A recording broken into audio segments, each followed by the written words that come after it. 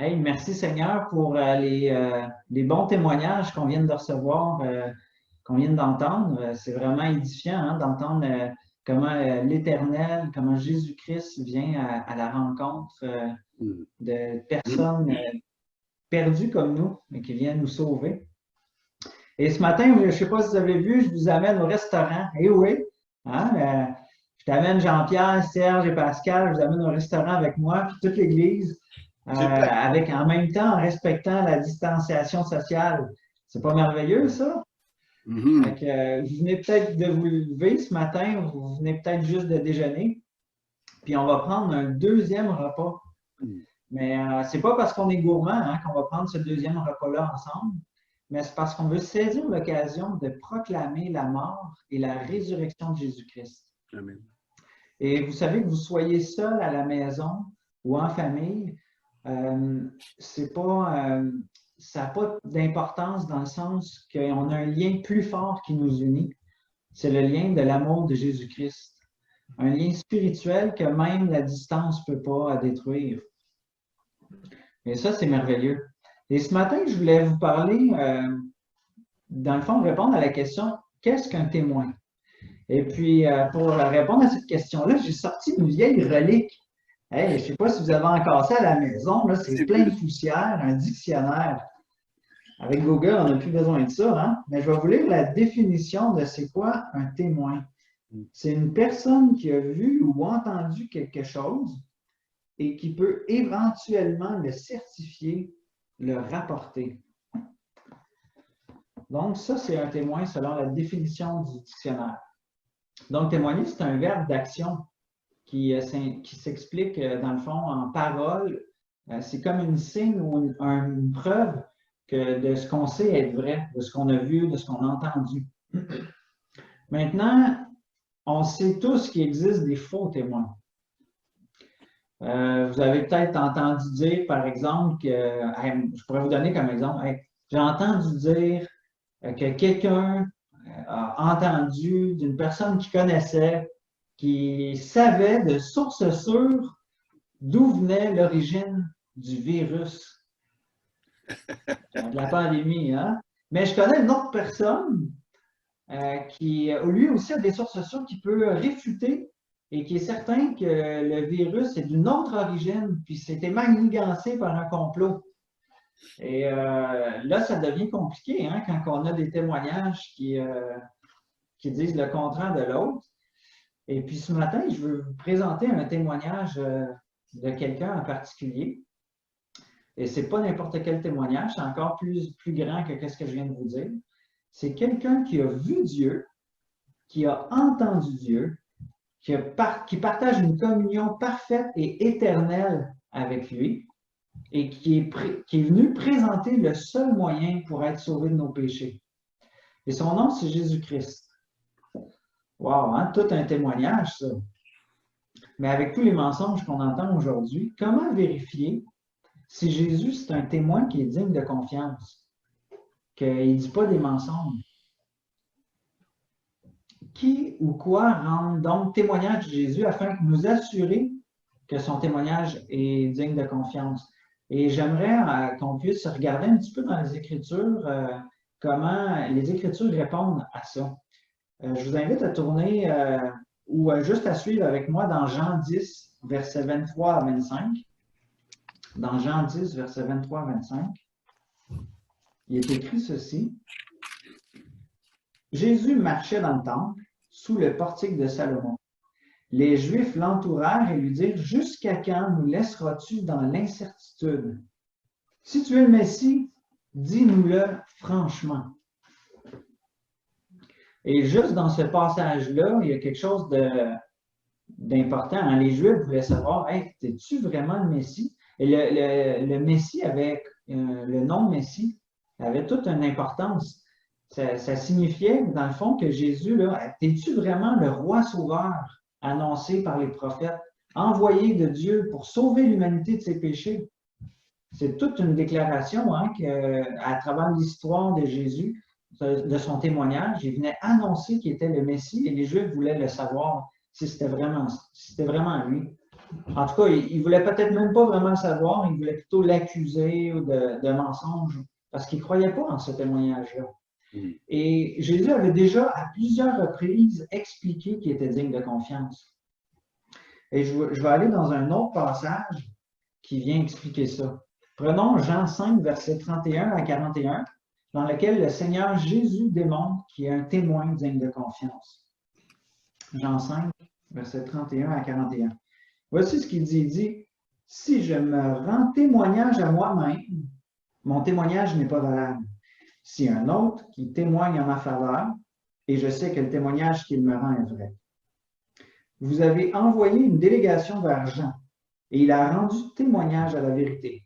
Pour ma part, ce n'est pas qu'un homme que je reçois le témoignage, mais je dis cela afin que vous soyez sauvés.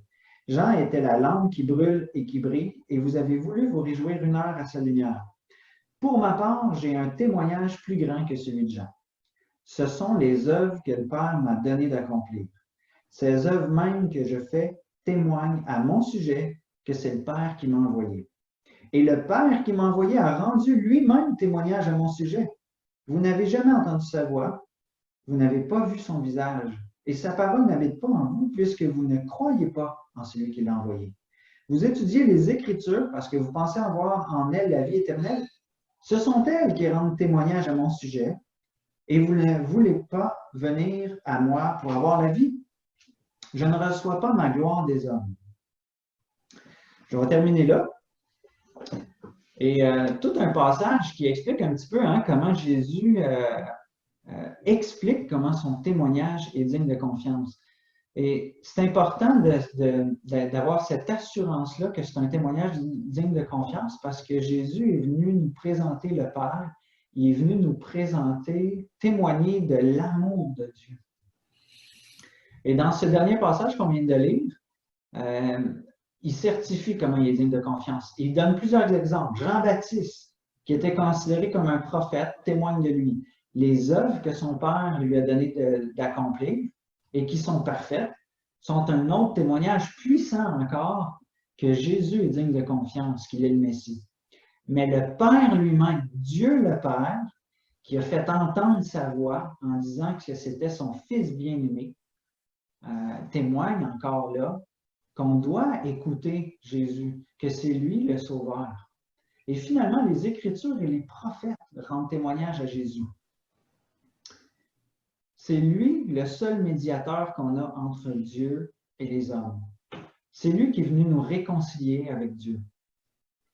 Puis si on continue dans l'histoire, après sa mort et sa résurrection, il y a 500 personnes qui l'ont vu ressusciter. Et l'Esprit Saint qui a été répandu dans le cœur de tous les disciples dont on fait partie, rendent aussi témoignage au Seigneur Jésus. Beaucoup de disciples ont subi le rejet et parfois la mort pour prouver que Jésus était le sauveur du monde. Ce matin, si tu as des doutes au sujet de la bonté de Dieu, si tu as des doutes au sujet de son amour, de son désir de pardonner, de sauver les hommes, bien, on a ce témoignage-là de Jésus. Regarde à Jésus, regarde son attitude, regarde son modèle, regarde comment c'était un chef serviteur, regarde son sacrifice. Tout ça sont des témoignages de l'amour, mais pas d'un amour encore plus grand que ce que le monde nous donne, un amour qui aime sans qu'on le mérite. Et ça, c'est quelque chose. Si tu penses qu'il y a des chances que Jésus ne soit peut-être pas un témoin véritable, regarde à toutes les preuves qu'on vient de souligner ce matin. Et Jésus nous invite à lui faire confiance, puis à avoir le privilège de partager là cette communion qu'on va prendre ensemble. Ce matin, en partageant ensemble ce mémorial de l'œuvre de Jésus, on vient, nous autres aussi, en tant que croyants, nous joindre à ce témoignage en démontrant notre confiance dans le sacrifice de Christ, en démontrant notre confiance dans le fait qu'il est ressuscité et qu'il va venir un jour prendre ce repas-là avec nous.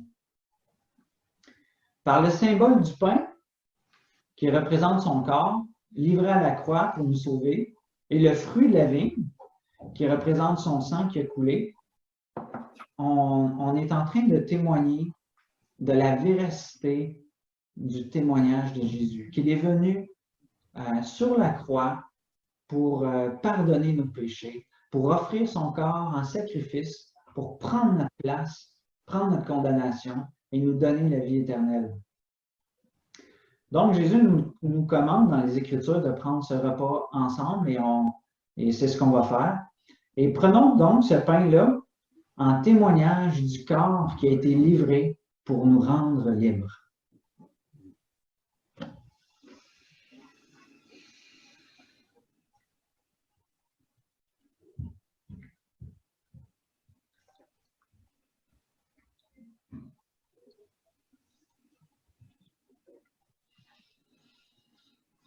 Prenons aussi ce fruit de la vigne en témoignage que son sang a été versé pour la purification de nos péchés.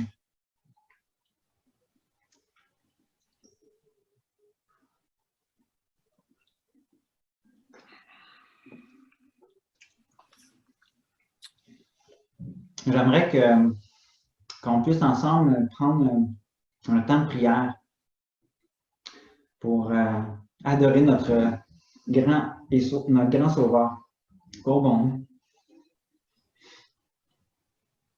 Oui, Seigneur, on était perdus. On entend toutes sortes de mensonges aujourd'hui, toutes sortes de faux témoignages. Et on est reconnaissant pour Jésus-Christ, qui est venu parmi nous, qui est venu nous témoigner de ta grâce, de ton cœur tellement aimant pour tes créatures. Seigneur, on ne méritait pas que tu t'abaisses comme ça et que tu viennes même servir ta créature, que tu viennes même mourir pour elle. Et pourtant, c'est ce que tu as fait. Seigneur, merci de nous avoir révélé ces choses-là par ton esprit, nous avoir révélé que ton pardon est suffisant pour toutes les fautes qu'on a pu commettre ou qu'on va commettre. Seigneur, merci parce que ton sang nous purifie de tout péché. Merci, Seigneur, parce que tu nous révèles ta grâce. Et on est tellement heureux de pouvoir le partager ensemble, même à distance, cette mémoire-là de tout ce que tu as accompli pour nous. Et on a hâte, Seigneur, et je suis certain que toi aussi, tu as hâte de le prendre à nouveau avec nous dans le paradis. Sois loué, Seigneur, par nos vies, par notre communion qu'on a ensemble, par notre unité, Seigneur, pour ta gloire. Amen. Amen. Bonjour. Comme dirait l'apôtre Jean à Gaius dans 3 Jean, j'aimerais vous dire à vous, bien-aimés, je souhaite que tu prospères à tous égards et sois en bonne santé, comme prospère l'état de ton âme. Je trouve que cette salutation-là, c'est une belle salutation que Jean dit à l'ancien, qui s'appelle Gaius dans 3 Jean. Donc, c'est une belle salutation remplie d'amour et de sincérité. Et je veux vous dire en même temps que j'ai hâte de vous voir en vrai, pas juste sur un écran ou pas juste au travers d'une lentille. Mais dans ce temps-là où chacun on est chez soi et qu'on peut pas encore se visiter, ça nous arrive sûrement et souvent de penser à plein de gens dans l'Église et des fois même à nous inquiéter pour une personne ou des personnes en particulier. Puis on se demande comment va cette personne-là. Donc, qu'est-ce qu'on fait dans ce temps-là?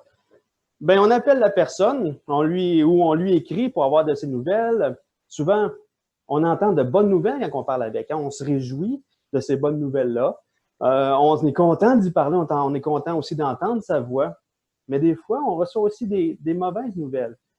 Quelqu'un, par exemple, peut avoir une maladie, ou quelqu'un vit une dépression, ou a eu un accident. Et dans ce temps-là, on prend un temps de prière on prie ensemble, on s'écoute mutuellement, on s'encourage mutuellement, on se tient au courant. Ensuite, on se rappelle, on se tient au courant, comment tu vas, est-ce que ça va mieux, comment je peux t'aider mieux dans ce que tu vis, malgré le confinement dans lequel on se trouve. Mais des fois, on s'inquiète d'une personne, puis lorsqu'on a des nouvelles, on apprend que oui, il y a des choses qui sont vraiment encourageantes qui se passent, mais qu'il y a aussi certaines choses qui sont plutôt décourageantes que cette personne vit. On apprend peut-être que la personne a fait de mauvais choix dans sa vie, qu'elle glisse vers une mauvaise compréhension des Écritures ou bien qu'elle adopte tranquillement un comportement qui ne reflète pas la sainteté de Dieu. Hein. Et je ne sais pas si ça vous est déjà arrivé d'avoir une conversation comme ça avec quelqu'un, mais lorsqu'on raccroche le téléphone après la conversation, et ça tourne dans notre tête. Et qu'est-ce qu'on a tendance à faire en général? Souvent, notre tendance naturelle, c'est qu'on se met à focusser sur ce qui ne va pas dans ce qu'on a entendu dans la conversation. Et là, qu'est-ce qu'on fait? C'est qu'on se prépare à la prochaine conversation qu'on va avoir avec cette personne-là. Puis c'est normal aussi de s'inquiéter. C'est normal de voir cette chose-là, puis de se préparer, de vouloir lui adresser des choses, parce que ça fait quand même partie de notre rôle de nous exhorter les uns les autres.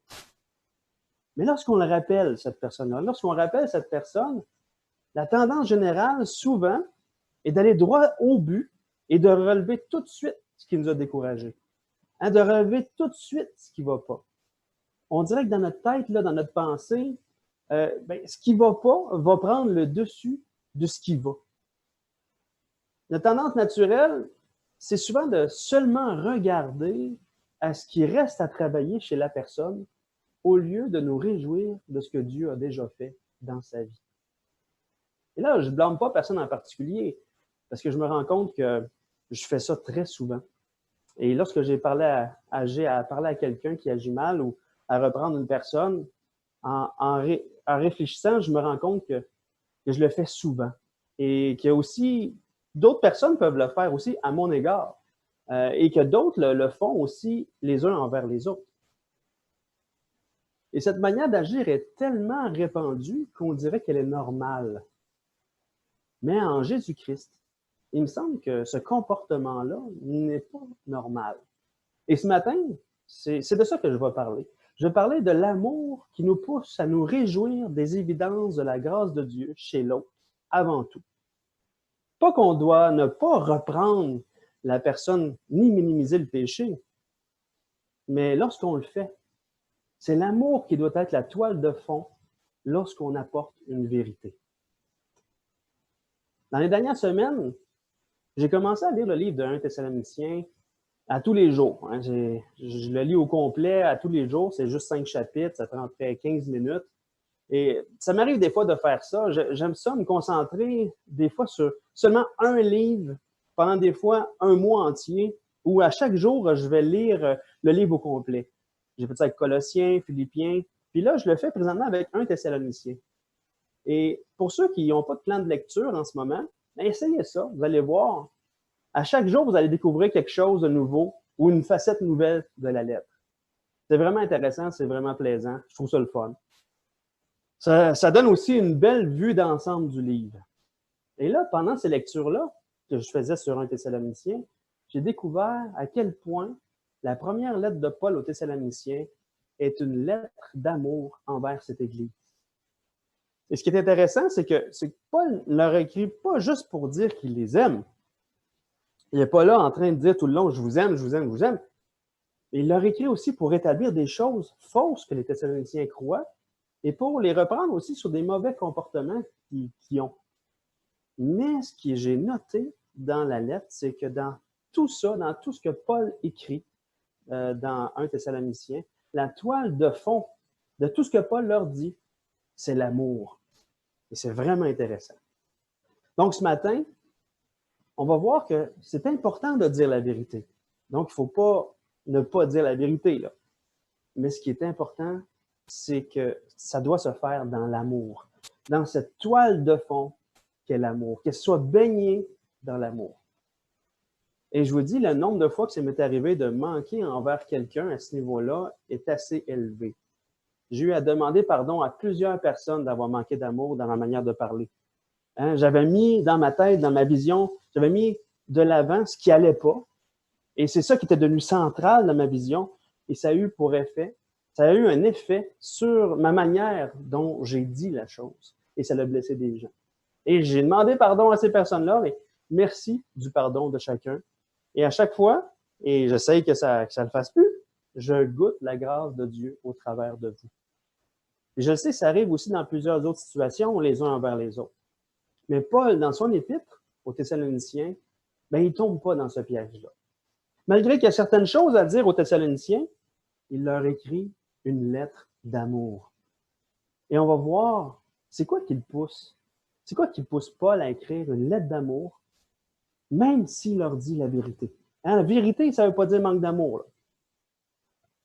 Donc, ce matin, on va faire un bref survol de 1 Thessaloniciens. Ça va ressembler un peu à une introduction à cette belle épître de Paul. Donc, premièrement, on va voir un peu le contexte dans lequel Paul a implanté cette église-là. Paul le décrit lui-même, justement, dans son épître, dans le chapitre 2. Donc, dans le chapitre 2, versets 1 et 2, on peut y lire « Vous savez vous-même, frères, que notre arrivée chez vous n'a pas été sans résultat. Après avoir souffert et reçu des outrages à Philippe, comme vous le savez, nous avons pris de l'assurance à notre Dieu pour vous annoncer l'évangile de Dieu au milieu de bien des combats. » Donc, les circonstances de l'implantation de l'Église de Thessalonique sont très difficiles. Effectivement, dans le livre des Actes des Apôtres, lors du 2e voyage missionnaire de Paul, on assiste à l'implantation de cette Église-là. Je ne sais pas pour vous, mais personnellement, j'aime beaucoup les Actes des Apôtres parce que ce livre-là est comme un journal de bord d'un capitaine. Le livre des Actes nous donne le contexte dans lequel Paul a implanté les églises auxquelles il s'adresse dans ses épîtres.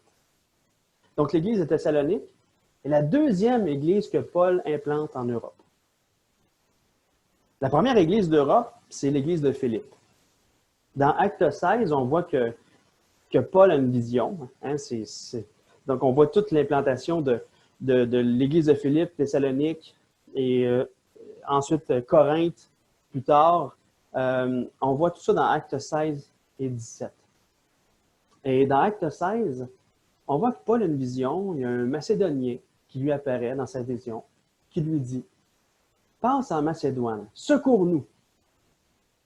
Après cette vision-là, Paul et son équipe décident de se rendre en Macédoine, concluant que le Seigneur les appelle à y annoncer la bonne nouvelle. Et c'est ce qu'ils font. Paul, son équipe, sont partis directement, ils prennent la direction de la Macédoine, qui est une province romaine, dans laquelle se trouvent les villes de Philippe, Thessalonique, Bérée. Donc, ils arrivent à Philippe, où ils rencontrent Lydie, la marchande de pourpre, qui, après que Paul ait prêché l'Évangile, est touchée par le message. Le Seigneur la convainc que c'est vrai. Et le Seigneur ouvre ses yeux, ouvre son cœur, ouvre ses oreilles pour qu'elle puisse comprendre ce que Paul dit. Elle se convertit, elle et sa famille. Et suite à cela, ils vivent des persécutions. Hein? On sait qu'il y a une femme qui les suit, elle a un mauvais esprit, puis elle dit des choses sur Paul et Sylvain et Silas. Et Paul chasse le mauvais esprit. Et les propriétaires, c'était une esclave qui disait la bonne aventure. Et les propriétaires de cette esclave-là n'étaient pas contents parce que c'était une source de revenus pour eux. Bien, ils amènent les gens en prison. Ils amènent Paul et Silas, finalement, ils se ramassent en prison. Ils se font battre de verge en premier, puis ils se ramassent en prison. Pendant la nuit, Paul et Silas prient, ils chantent des louanges à Dieu. Et les prisonniers les entendaient. Tout à coup, qu'est-ce qui se passe? Il y a un grand tremblement de terre et toutes les portes des cellules et tous les fers des prisonniers tombent à terre. Le geôlier, pensant que tous les prisonniers s'étaient évadés, il est sur le point de s'enlever la vie quand Paul se met à crier pour l'en empêcher. Et il le rassure en disant que tous les prisonniers sont présents. Par la suite, on voit Paul et Silas présenter l'Évangile au geôlier. Il se convertit avec toute sa famille. Et chemin faisant, l'église de Philippe s'implante. Donc, les Philippiens apparaissent dans l'histoire de l'église. Et Paul et Silas se font demander de quitter la ville par les hauts dirigeants de la ville. Donc, ils quittent pour se rendre à Thessalonique. Donc, c'est ce que Paul explique dans 1 Thessaloniciens 2. Donc, suite aux outrages qu'ils ont vécu dans la ville de Philippe, et probablement encore un peu maganés physiquement, ils se sont fait battre de verge et tout ça, ils arrivent à Thessalonique, où pendant 3 sabbats, Paul prêche l'Évangile dans une synagogue.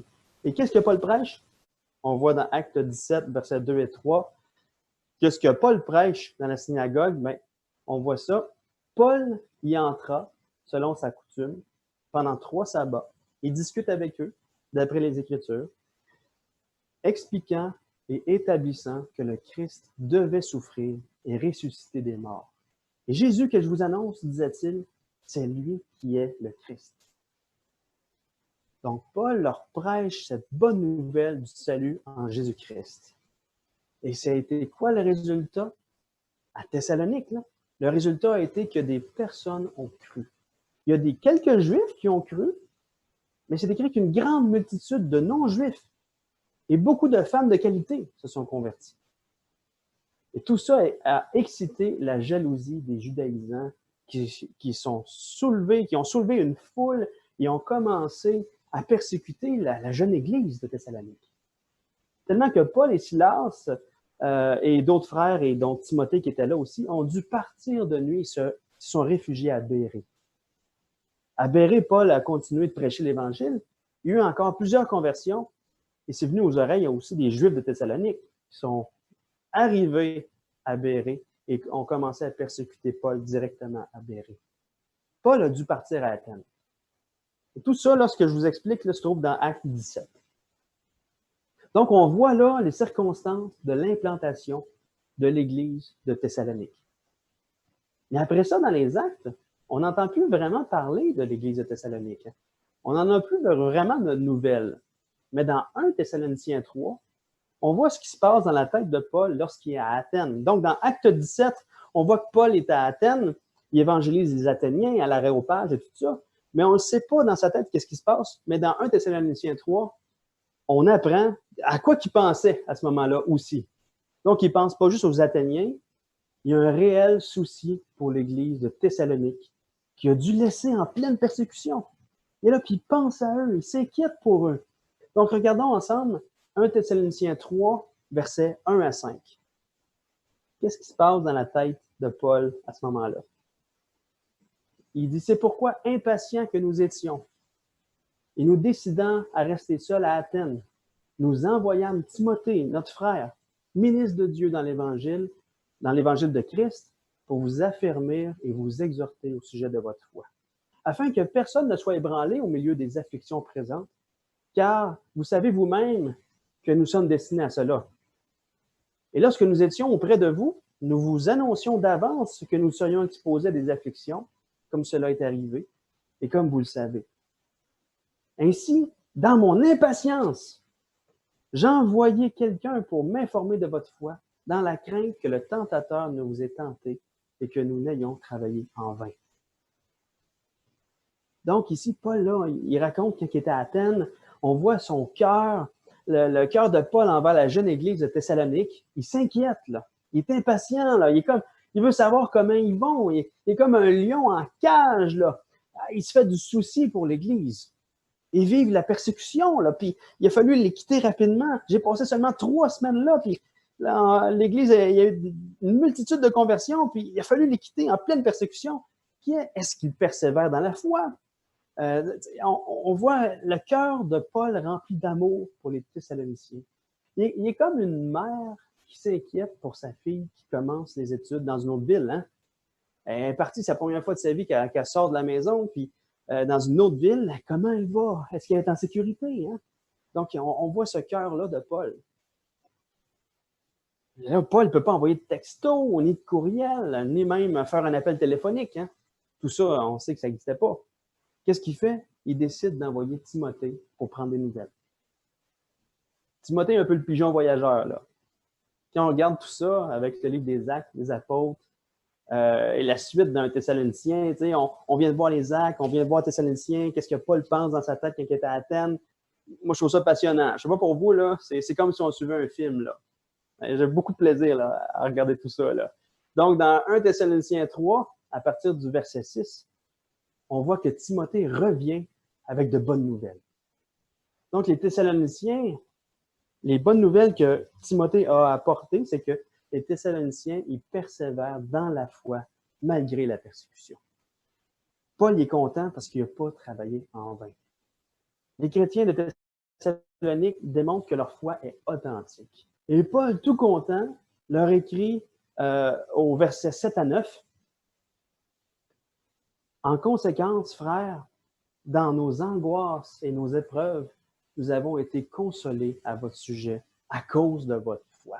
Donc, quand Timothée est revenu, c'est ça que Paul écrit là.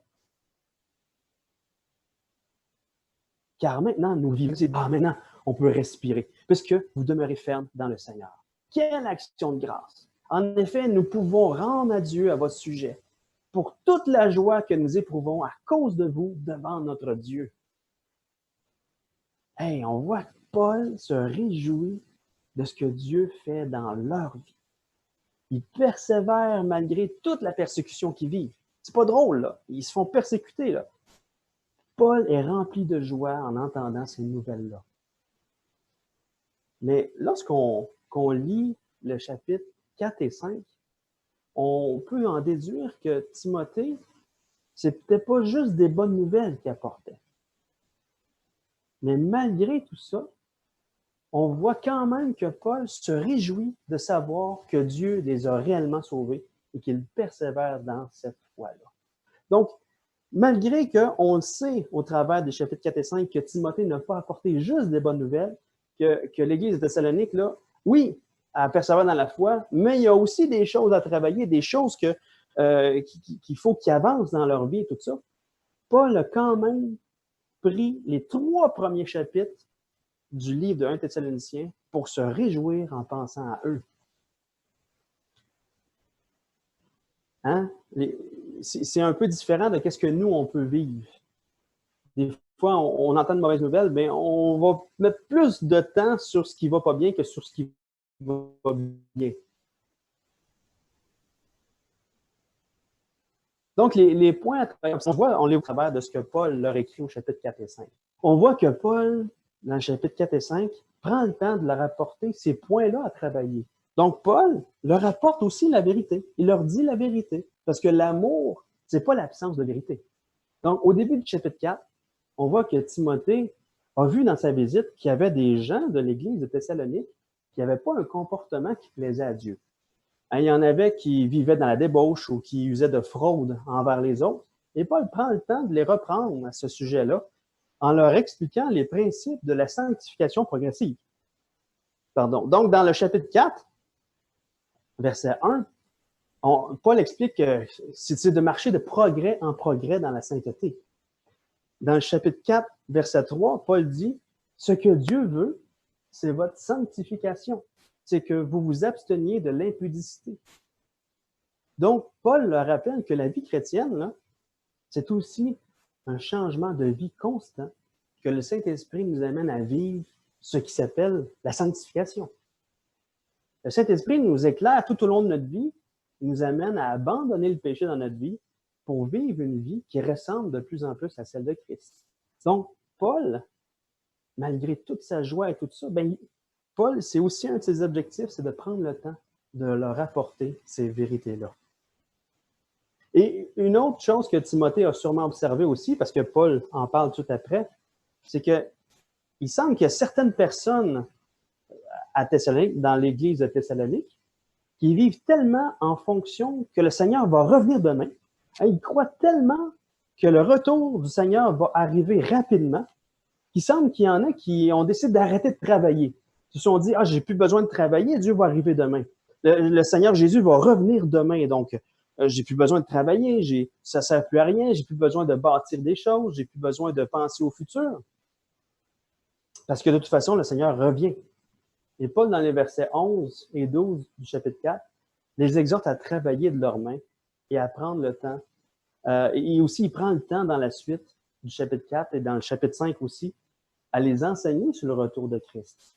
Parce qu'il semble qu'il y en ait qui comprennent mal un peu toute cette histoire-là du retour de Christ. Il y en a qui semblent même s'inquiéter concernant ceux qui sont déjà morts. Hein? Genre, est-ce que les personnes qui sont décédées vont manquer l'avènement du Seigneur? Non, Paul leur explique qu'ils vont ressusciter premièrement, puis eux aussi vont prendre part à l'avènement du Seigneur. Donc, Paul prend le temps d'enseigner les Thessaloniciens, il prend le temps de les exhorter, de les amener à vivre une repentance dans leur manière de vivre qui ne reflète pas toujours la sainteté de Christ, et dans leur manière de vivre en fonction de l'avènement du Seigneur. Donc, Paul, on voit qu'il dit la vérité aux Thessaloniciens. On voit qu'il savait qu'il y avait des choses à travailler, qu'il était au courant de ces choses-là, que Timothée est revenu avec pas juste des bonnes nouvelles. Paul prend soin d'eux. Il leur dit la vérité. Mais dans tout ça, la toile de fond de tout ce qu'il dit, c'est l'amour. Qu'est-ce qui est intéressant, c'est que sur 5 chapitres, Paul prend 2 chapitres, et même pas les 2 chapitres au complet, là, pour les exhorter, les reprendre. Tout le reste est un partage de souvenirs puis une démonstration de joie et d'amour envers eux. C'est une communication de ses réjouissances et de son encouragement. Moi, ça me parle beaucoup parce que souvent, lorsque on a des nouvelles de quelqu'un, puis ces nouvelles-là, ben, elles ne sont pas toutes des bonnes nouvelles, comme je vous le disais tout à l'heure, moi, le premier, je n'ai pas tendance à regarder en premier ce qui va bien, mais à focusser sur ce qui va mal. Pourtant, dans la vie, je suis un gars super optimiste. Mais on dirait que je focus sur l'urgence de rétablir ce qui va mal. Il faut que ça se règle, puis tout de suite. Mais il y a beaucoup plus de raisons de se réjouir dans ce qui va bien. Parce que ce qui va bien, c'est ce que le Seigneur a déjà fait. Ce qui va bien dans la personne, c'est tout ce que Dieu a déjà fait à cause de la transformation qu'il opère dans la personne. Et ce qui va moins bien, ben, c'est ce qui reste au Seigneur à faire dans la vie de la personne. Et là, je ne sais pas si vous saisissez, mais il y a quelque chose, c'est que ce n'est pas moi qui est au contrôle. Et quand on reprend quelqu'un, chacun reprend quelqu'un, et ce n'est pas nous qui sommes au contrôle. Et ce n'est pas à propos de nous, mais c'est à propos de Jésus. Donc, c'est quand même, oui, de dire la vérité, de reprendre, de s'attendre à un changement aussi, mais de mettre notre foi dans le fait que Jésus va faire le travail chez la personne. Et des fois, on va peut-être jusqu'à harceler une personne. Il faut être prudent. Il ne faut pas enlever l'aspect de l'amour, de dire la vérité, mais dans l'amour. Et je crois que Paul est capable d'écrire une belle lettre d'amour à cette Église-là, même s'il y a des choses à travailler, en partie à cause de la vision qu'il a de cette Église et de son rôle par rapport à elle. On voit la façon qu'il a de regarder l'Église de Thessalonique. Lorsqu'on lit les 3 premiers versets de la lettre, on observe la vision de Paul pour l'Église. Et là, j'ouvre juste une petite parenthèse avant de lire le passage. C'est que, tantôt, je disais que des fois, on harcèle la personne, mais il faut être prudent. Là, quand une personne s'endurcit dans son péché, on doit le reprendre, puis faire les étapes de discipline qu'on voit dans Matthieu 18. Ça, on n'enlève pas ça, il n'y a rien de ça. Là. Mais je parle juste que des fois, dans notre manière d'approche, on peut manquer d'amour. Donc, c'est juste ça. Je referme la parenthèse. Je pense que vous saisissez la nuance que je veux apporter. Donc, Paul a une vision spéciale de voir l'Église. Et on la voit dans les 3 premiers versets de la lettre. Donc, dans 1 Thessaloniciens 1, verset 1 à 3, c'est écrit « Paul, Sylvain et Timothée, à l'Église de Thessaloniciens, qui est en Dieu le Père et en Jésus-Christ le Seigneur. Que la grâce et la paix vous soient données. Nous rendons continuellement grâce à Dieu pour vous tous, faisant mention de vous dans nos prières. Nous rappelant sans cesse l'œuvre de votre foi, le travail de votre amour et la fermeté de votre espérance en notre Seigneur Jésus-Christ devant notre Père. Devant Dieu notre Père. » Donc, Paul voit cette Église qui est en Dieu le Père et en Jésus-Christ le Seigneur. Il voit cette Église-là, dans sa vision d'Église, il la voit, cette Église qui est unie à Dieu le Père et en même temps à Jésus-Christ le Seigneur. Et dans cette union avec Dieu, l'Église, elle est en Dieu. Elle ne fait pas juste appartenir à Dieu le Père et au Seigneur Jésus-Christ. Elle est en lui. Et les chrétiens de Thessalonique ne font pas juste croire des choses sur Dieu et sur le Seigneur Jésus-Christ. Ils sont en lui. Ils sont dans un endroit sécuritaire où rien ne pourra les ravir de sa main. Et je trouve que c'est une belle vision que Paul a de l'Église. Et je pense que ça l'aide à être optimiste dans sa manière de prendre soin de l'Église.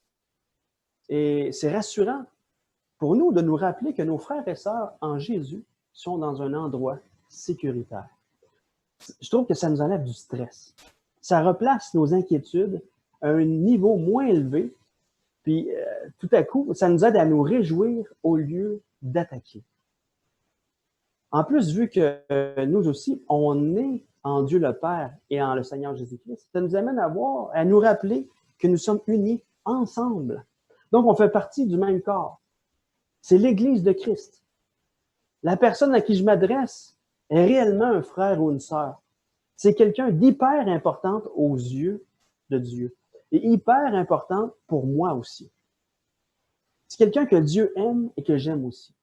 Donc, c'est vraiment bon de se rappeler ça lorsqu'on a quelque chose à dire à quelqu'un. Puis, cette vision amène Paul et ses amis aussi à rendre continuellement grâce à Dieu pour les Thessaloniciens et de dire à Dieu ce qui les encourage de la part des Thessaloniciens. Et ce qui les encourage se trouve dans le verset 3.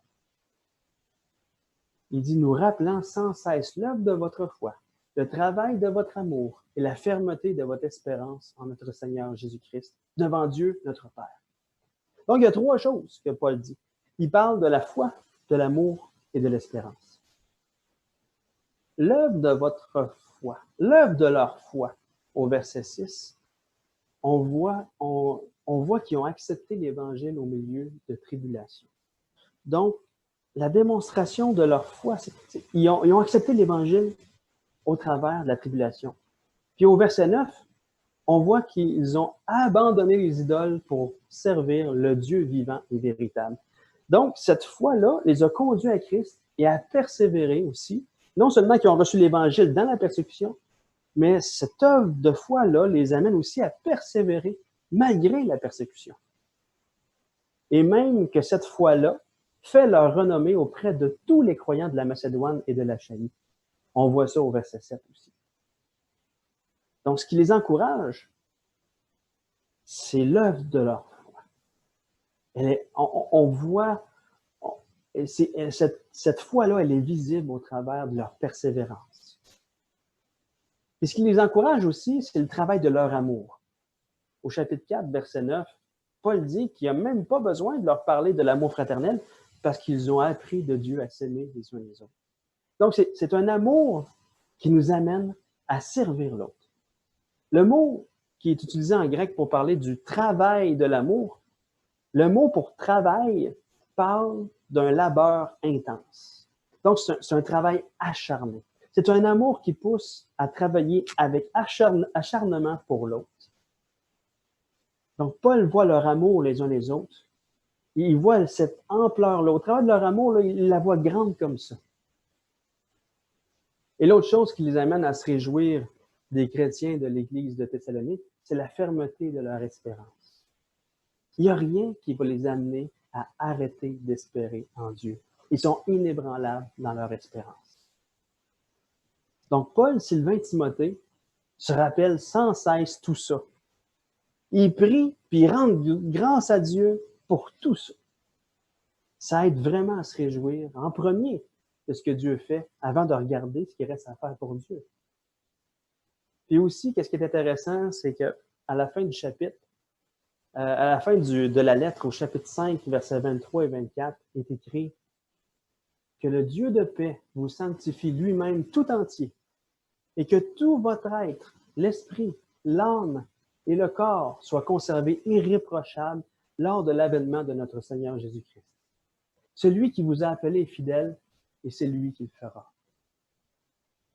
Donc, Paul, on voit qu'il écrit une lettre d'amour à l'Église de Thessalonique, malgré qu'il lui reste des choses à travailler, parce qu'il sait qu'elle appartient à Dieu, cette Église-là. Et que Dieu va continuer le travail qui a commencé en eux. Et Paul, son rôle, là, c'est pas le rôle de Dieu. Paul, son rôle, c'est le rôle d'un jardinier. Un jardinier qui travaille dans le jardin de Dieu. Le jardin, là, il appartient à Dieu. C'est Dieu qui fait croître. Et Paul se réjouit de la beauté du jardin de Dieu. Il se réjouit de son œuvre qui fait fructifier le jardin de Dieu. Et même si Paul a parfois la tâche de planter un tuteur pour redresser un arbre, de mettre du grillage autour du tronc pour des arbres pour les protéger des rongeurs et de les arroser de la parole de Dieu pour qu'ils puissent s'abreuver de Christ, Paul se réjouit de voir à quel point l'Église de Dieu, elle est belle. Et je pense que lorsqu'on a cette vision que Paul a de l'Église, on peut toujours avoir comme toile de fond l'amour dans tout ce qu'on fait pour l'Église. Et cette toile de fond qui est l'amour dans tout ce qu'on dit à un membre de l'Église de Christ, à un membre du corps de Christ. Et je peux vous dire que présentement, je suis vraiment encouragé par l'Église dans ce temps-là de confinement. Et lorsque je téléphone à quelqu'un de l'Assemblée pour prendre des nouvelles, ben, je m'attends à ce que ce soit moi qui encourage les gens. Mais je me rends compte que c'est eux qui m'encouragent. Je suis encouragé de voir que la foi dans le fait que Jésus est au contrôle de tout est très présente. De voir l'amour que les uns ont envers les autres. On voit que cet amour-là les amène à s'écrire, à s'appeler, à prendre des nouvelles les uns les autres. Que chacun de vous êtes en train de prendre soin les uns les autres, de voir à quel point aussi cette espérance-là qu'on a en Jésus est inébranlable. Cette espérance-là qui amène à regarder au Seigneur constamment et à regarder ce qu'il est en train de faire. Et aussi cette espérance-là qui nous amène à regarder au retour de Christ. Et je suis tellement encouragé par l'Église. Je suis tellement encouragé par tout ce qui se passe dans l'Église, de voir la générosité des gens, de voir à quel point l'Église de Jésus-Christ, l'Église de Granby qui est en Dieu le Père et en Jésus-Christ notre Seigneur, à quel point elle est belle. Et cette semaine, en parlant avec Ginette Clich, la mère de Sylvain Belleval et de Manon Belleval, pour ceux qui les connaissent, ben, Ginette, elle me disait qu'elle ne s'inquiétait pas. Elle s'inquiétait de rien. Elle savait que Dieu était au contrôle de tout. Et dans tout le début du confinement, là, j'essayais de l'appeler quelques fois, puis son téléphone était toujours occupé. Et elle m'a dit qu'elle recevait tellement d'appels au début du confinement qu'elle ne pouvait même pas faire ses autres choses dans la maison. Elle ne faisait rien que parler au téléphone. Et même, il y a même la ville qui l'a appelée. Puis là, elle a dit, je le sais que je suis vieille et arrêtez de me le dire. Mais j'ai été édifié par sa foi. J'ai été content de voir une belle démonstration d'amour que tous ont envers elle et que tous ont envers tous. J'étais content d'entendre qu'elle regardait à Jésus dans tout cela, qu'elle était en sécurité. Et plusieurs personnes, je pourrais dire ça de plusieurs personnes que j'ai parlé aussi, je suis vraiment encouragé. Et en regardant tout ça, comme j'ai dit tantôt, l'Église de Granby, qui est en Dieu le Père et en Jésus-Christ notre Seigneur, bien, elle est belle, cette Église. Je la trouve belle et je suis vraiment encouragé. On dirait que dans le confinement, là, dans ce temps-là, là, on réfléchit là, présentement là, sur plein de choses, sur la manière de vivre l'Église à distance et tout ça, parce qu'on ne sait pas comment de temps tout ça va durer. Mais ça m'amène à m'arrêter et à remarquer à quel point elle est belle, l'Église. Donc, que le Seigneur nous amène à voir la beauté de l'Église de plus en plus et que notre amour les uns les autres puisse grandir de plus en plus pour que lorsqu'on a quelque chose à se dire, quand on a des vérités à se dire, en fait, on parle toujours dans la vérité, mais que ce soit sous la forme d'une lettre d'amour. Donc, j'aimerais terminer en priant, qu'on puisse prier ensemble. Seigneur Jésus, merci. Merci pour cette lettre d'amour d'un Thessalonicien. Merci, Seigneur, que tu veux nous amener à vivre ça les uns les autres.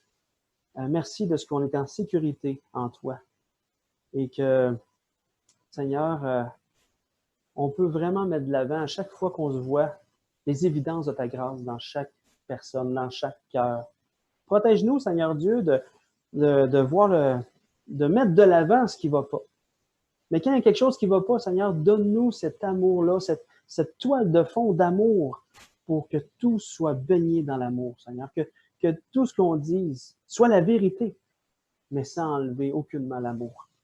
Seigneur, amène-nous à être en sécurité les uns avec les autres, sans avoir peur de se faire mordre ou sans avoir peur de se faire rentrer dedans, Seigneur, ayant confiance que chacun, on est en amour les uns les autres, Seigneur, à cause de toi. Que cet amour-là, que toi, tu as pour l'Église, puisse nous imprégner complètement pour qu'on puisse la vivre les uns les autres. Peu importe ce qu'on a à se dire, Seigneur. Merci pour ce que tu fais. Merci pour ce temps ce matin. Merci pour les témoignages qu'on entend, Seigneur. Merci pour le fait qu'on est en sécurité en toi aussi, pour l'éternité. Amen. Donc, passez une belle journée aujourd'hui et je vous laisse avec un chant de Greg aussi. Bonne semaine.